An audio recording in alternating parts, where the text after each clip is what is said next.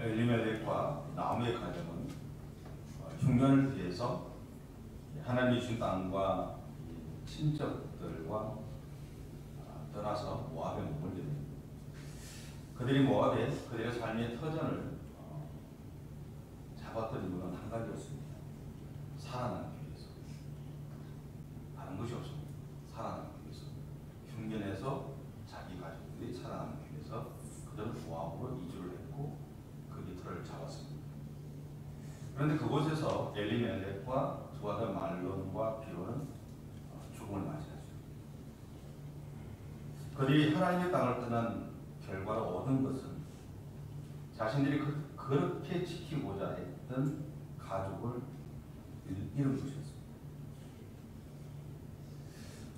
무엇이 되었든 내가 지키고자 한다고 지켜지는 것이 아니라 하나님이 지키셔야 지켜집니다. 내가 아무리 붙잡고 지키고 싶어도 하나님이 지켜주시지 않으면 지켜지지 않습니다. 그러기에 그리스도인에게 있어서 중요한 것은 비록 우리에게 흉년과 같은 일이 일어난다고 해도 하나님의 품을 떠나서는 안 된다라는 겁니다. 왜냐하면 흉년으로 대변되는 여러 모양의 삶의 자리에서 우리를 건져내실 분은 하나님뿐이시기 때문에 그렇습니다. 그러므로 오늘 우리가 어려움 한가운데 있더라도 우리는 그 현실에서 나를 보호하시는 하나님을 붙잡아야 합니다. 분명한 것은 오늘도 하나님은 나의 피난처가 되시고 나의 요새가 되시며 내가 피할 바위가 되십니다. 룻기를 통해 우리는 그 안에 담겨있는 하나님의 또 다른 계획을 하나 발견하게 되는데요. 그것은 룻과 보아스가 부부의 연을 맺게 하는 겁니다. 어쩌면 룻기라는 이 성경은 이 두 사람을 부부의 연으로 맺게 하기 위한 목적으로 기록되어져 있는 것이 아닌가 하는 생각을 해보게 됩니다. 왜냐하면 보아스에게 있던 기업 모름의 의무를 통해서 모압의 삶과 문화 그리고 신앙을 버리고 하나님을 선택한 룻을 예수님의 선조로 세우고 싶어 하셨기 때문입니다. 이러한 배경하에서 우리는 복음이 유대인만을 위한 것이 아니라 세상 모든 사람들을 위한 것이라는 것을 알게 됩니다. 이해할 수 없는 일들이죠. 성경에는 유대인에 대한 이야기가 나오고 하나님의 백성에 대한 이야기가 나와야 되는데 예수님의 족보에 보면 그렇지 않습니다. 우리가 천이한 여기는 사람들의 문제도 있고 우리가 무시하는 사람들도 그게 다 등장을 합니다. 왜 그러셨을까? 그것은 복음이라는 것은 유대인만을 위한 것이 아니라 세상 모든 사람들을 위해서 하나님이 준비하실 선물이다 라는 겁니다. 또한 이것은 예수님이 세상 모든 사람의 죄를 대신 지시고 속죄물로 십자가에서 죽으시는 구속사역을 완성하게 하시려는 목적이 담겨 있습니다. 이러한 결과로 이스라엘 백성들은 아담과 하와의 범죄 이후에 하나님과 단절되어졌던 세상을 다시 하나님과 교제할 수 있도록 사용하시는 도구가 되었다라는 것입니다. 그러므로 나오미의 가족에게 일어난 일은 기억 모름의 제도를 통해 하나님의 계획을 이루기 위한 방법이었습니다. 그런데 오늘 사두개인들은 기억 모름의 제도 때문에 생길 부활 이후의 삶을 이용해서 예수님을 시험하고 있습니다. 그 내용은 이렇죠. 어느 지역에 칠형제가 있었는데 첫째가 아내를 얻었습니다. 그런데 후사를 잊지 못하고 죽었어요. 둘째가 형수를 취하게 되고 그렇게 계속 가다 일곱째까지 다 취했는데 아무도 후사를 잊지 못하고 죽었습니다. 나중에는 형수까지 죽었다는 거죠. 어떻게 보면 이 이야기는 슬픈 이야기입니다. 아픔의 이야기죠. 그러나 33절에서 사두개인들은 예수님에게 이렇게 묻습니다. 일곱이 다 그를 아내로 취하였으니 부활 때에 그 중에 누구의 아내가 되겠습니까? 그런데 창피한 건 뭐냐면 이렇게 묻고 있는 사두개인들이 부활을 믿지 않는다는 거죠. 그리고 천사의 존재도 믿지 않습니다. 다르게 표현하면 사두개인들은 자신들이 믿고 있지 않던 바로 그 문제를 가지고 예수님께 왔다는 겁니다. 그런데 자신이 믿지도 않는 문제에 대한 답을 구한다는 것은 쉬운 일이 아니죠. 일반적으로 우리는 자신이 믿고 있는 것에 대한 합리성을 확보하기 위해서 질문을 던집니다. 학교에서 수업을 할 때도 마찬가지로 손을 드는 이유는 어느 정도 그 질문, 그 문제에 대한 답을 내가 알고 있고 그것을 확인하기 위한 과정을 거쳐가기 위해서 질문을 던지죠. 막연하게 아무것도 모르는 사람은 질문조차 못합니다. 어느 정도 알기 때문에 질문을 던지는 거예요. 그리고 그것을 입증하기 위해서 연구도 합니다. 그러나 지금 사두개인들은 자신이 믿지 못하던 문제를 예수님에게 던져놓고는 이렇게 말합니다. 자, 이제 우리를 한번 설득해 보십시오. 한마디로 하면 그렇습니다. 자, 이제 우리를 한번 설득해 보십시오. 그런데 이미 부정적인 답을 가지고 있는 사람에게, 그런 사람들에게서 긍정적인 답을 얻는다는 것은 불가능합니다. 이미 받아들이지 않겠다고 작정한 사람을 설득한다는 것은 어려운 일입니다. 설득은 내가 저 사람이 나에게 이야기했을 때 그것을 내가 수용하겠다고 하는 마음을 가진 사람에게 일어나는 것이지, 저 사람이 아무리 이야기를 해도 나는 받아들이지 않겠어 라고 하는 사람들에게는 설득이 되지 않습니다. 사두개인들이 부활을 믿지 못했던 이유 중에 하나는 자신들의 신앙과 삶의 기준으로 따르고 있던 율법에 부활에 대한 이야기가 없기 때문에 그렇습니다. 이것은 다르게 보면요, 그들이 철저히 율법을 지키며 살아가고 애쓰고 있었다는 것을 우리에게 알죠. 없으니 못 믿겠다. 성경에 기록되어 있지 않는 것을 우리가 믿을 수 없다는 거예요.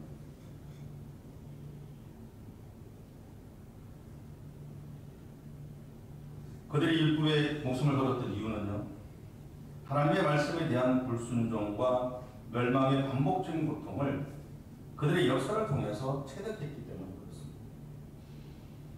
하지만 신학자들은 이미 솔로몬 시대에 부활의 교리가 받아졌다라고 말합니다. 그런데 예수님 당시의 부활의 문제에 대해서 알려지지 않았다는, 아니 사두개인들이 믿지 않고 있다는 것은 좀 이해할 수 없는 일이다라고 주장합니다. 히브리서 11장 19절에 보면 부활에 대해 정리합니다. 그가 하나님이 능히 이삭을 죽은 자 가운데서 다시 살리실 줄로 생각한지라 비유컨대 그를 죽은 자 가운데서 도로 받은 것입니다. 이 말씀을 통해서 우리는 아브라함이 비록 자신이 이삭을 하나님에게 드린다고 해도 그 하나님이 그 아들을 다시 살리실 것을 믿었던 것으로 볼 수 있습니다. 그러나 히브리서가 후대에 기록되었죠. 그리고 우리가 이미 예수님의 복음을 접했기 때문에 우리는 아들을 바치라는 하나님의 음성에 순종했던 아브라함을 바라보면서 그가 이미 부활에 대한 생각을 가지고 있었을 것으로 추측할 수 있습니다. 하지만 학자들은 예수님 당시에 사두개인들을 제외한 유대인들이 부활에 대해 알고 있었고 믿고 있었던 것으로 보고 있어요. 그렇다는 것은 어쩌면 사두개인들에게 있어서 이 부활의 문제는 믿음의 문제가 아니라 받아들임의 문제가 아니었을까라는 생각을 해보게 됩니다.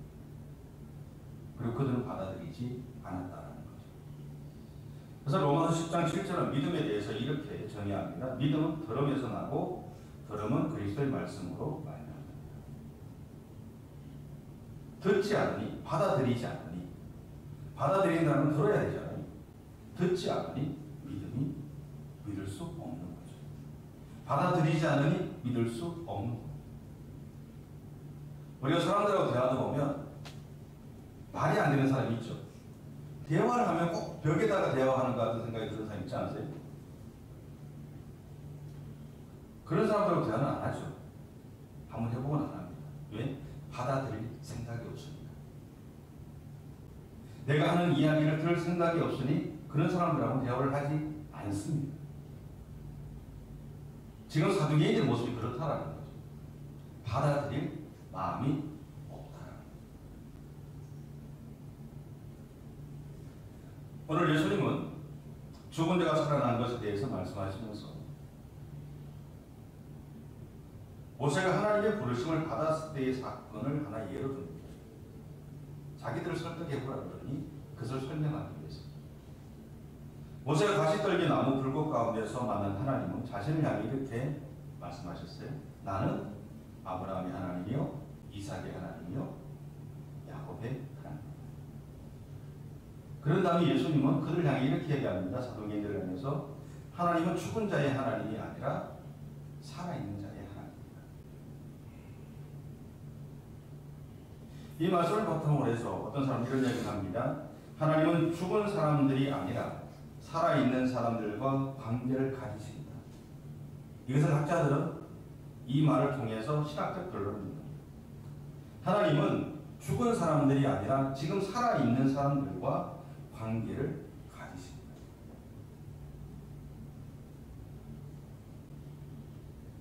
그럼에도 불구하고 예수님 당시에 부활과 천사의 존재 유무에 대한 문제로 바리새인들과 사두개인들은 치열하게 싸웠습니다. 하지만 여전히 결론을 내리지 못했죠. 그런 그들을 향해서 예수님은 38절 끝에서 이렇게 결론을 냈습니다. 하나님에게는 모든 사람이 살아있다. 하나님에게는 모든 사람이 살아있다. 너희는 부활도 믿지 않고 천사의 존재도 믿지 않지만 하나님에게는 모든 것이 살아있다. 이 말씀을 통해 전하고 있는 이 살아있음은 하나님 안에서 살아가는 모든 사람들은 하나님의 은혜 안에서 영적으로 살아있다는 것을 의미합니다. 다시 말해 지금 예수님은 죽음의 권세가 하나님의 사람을 삼킬 수 없다라는 것을 선포하고 있습니다. 그 이유는 예수님이 우리를 위한 대속 제물이 되어 십자가에 죽으심으로 죽음의 권세에 눌려 살아가던 우리를 하나님의 권세 안에서 살아가게 하실 것이기 때문에 그렇습니다. 그래서 예수님은 하나님의 나라는 세상의 기준이나 가치로 움직이는 것이 아니라 하나님의 법으로 움직이는 것이라고 말합니다. 그러면 하나님이 우리에게 복을 주신 이유는요, 우리가 우리의 삶의 가치를 하나님에게 두고 살아가길 바라셨기 때문에 그렇습니다. 그리고 우리에게 하나님을 섬기며 살아가는 방법을 알려주시고자 한 겁니다. 또한 우리가 하나님을 떠나지 않도록 돕기 위해서였다. 단지 우리로 하여금 내가 정한 이 길로 너희들이 가야 돼 라고만 이야기하시는 것이 아니라 이렇게 가야 되는데 어떻게 갈 건가에 대한 것을 알려주고 우리를 돕기 위해서, 우리를 도와주시기 위해서 하나님이 율법을 주셨다는 거죠. 우리 인생에 대한 판단 기준이 율법이 아니라 우리로 하여금 하나님의 사람으로 온전하게 살아갈 수 있도록 돕기 위한 도움으로서 율법을 우리에게 주셨다. 오늘 우리가 들고 다니면서 읽고 있는, 아니면 때로는 늘 성경을 읽고 있는 우리의 삶 속에서 이 하나님의 말씀 또한 마찬가지라요. 이 말씀은 그냥 우리에게 우리의 인생의 어떤 정해진 틀을 보여주기 위한 것이 아니라 우리가 살아가는 삶의 현장 속에서 우리가 하나님의 사람으로 온전히 살아갈 수 있도록 돕게 하기 위해서, 그래서 하나님이 이 말씀을 우리에게 주시고 계시다는 거죠.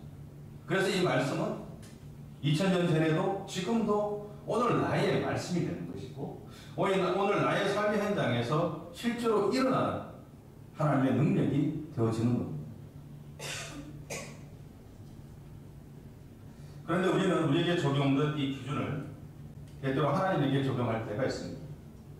그래서 예수님은 사도개인을 향해 이렇게 선언하는 겁니다. 이 땅에서는 누구의 아내였고 누구의 남편이었는지가 중요하기 때문에 부활을 부인하는 당신들에게는 이해가 되지 않겠지만 하나님의 나라에서는 우리 모두가 신랑 되시는 예수님 자신의 거룩한 신부로 살아가게 된다는 것. 하나님의 나라에서는 상관없다라는 것. 하나님의 나라에서는 모두가 예수님의 신부일 뿐이지, 신랑 되신 예수님의 신부일 뿐이지 그 이상도 그 이하도 아니라는 거죠. 그렇다면 하나님의 나라에 갔을 때 우리가 이 땅에서 먼저 보냈던 우리 부모님이나 우리 가족들, 우리 친척들을 못 만나냐? 다 만나죠. 우리 남편도 만날 것이고 우리 아내도 만날 것이고 다 만납니다. 그런데 거기에서 더 이상 그런 우리 육적인 어떤 관계 속에 있는 것이 아니라 하나님과의 관계 속에서 이루어지는 새로운 가족의 형태로 이루어지는 것이 하나님의 나라에서의 삶이다.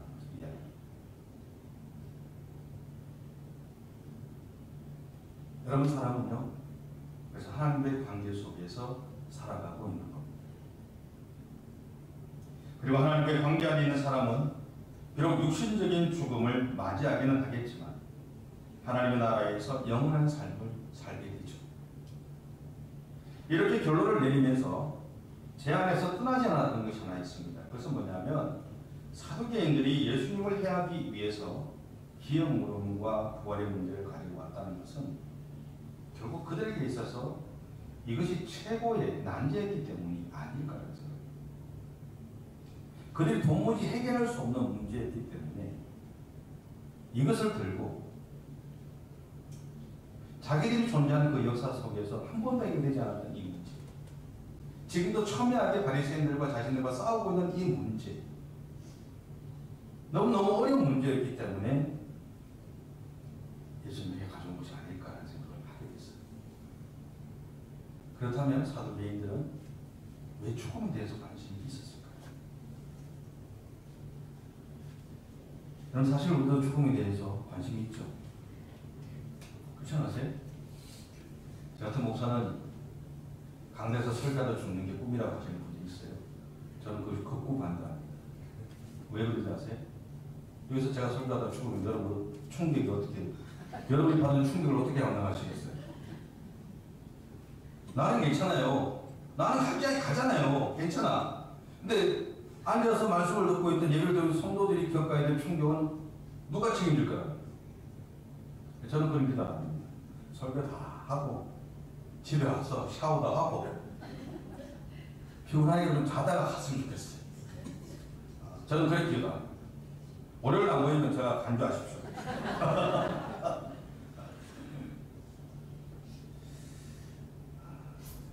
그래서 우리 중에는 죽음에 대해서 이렇게 준비 기도를 하시는 분들이 있죠. 많습니다. 그렇죠? 그렇다는 것은 예수님을 믿었음에도 불구하고, 믿음에도 불구하고 여전히 죽음의 문제가 우리에게는 고민거리이기 때문에 그렇습니다. 그 이유는 죽음은 우리에게 해결되지 않는 두려움이기 때문이죠. 그리고 우리를 두렵게 하는 것은 우리 안에서 구원받았음에 대한 확신이나 기준이 흔들릴 때가 있습니다. 믿음이 좋고 나쁘고의 문제가 아니라 어느 순간 흔들릴 때가 있거든요.